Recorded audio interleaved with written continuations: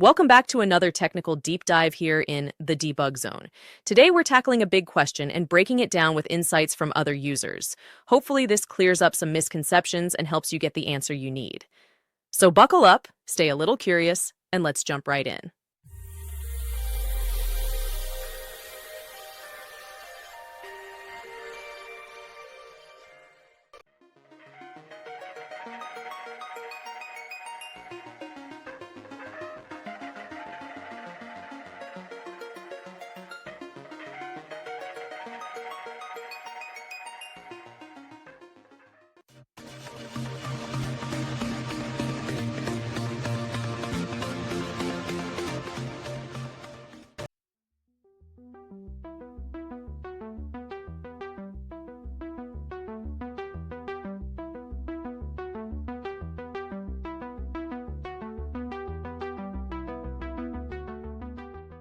And that's a wrap. I hope you found the answer you were looking for. If you did, take a second to hit that subscribe button. It really helps out.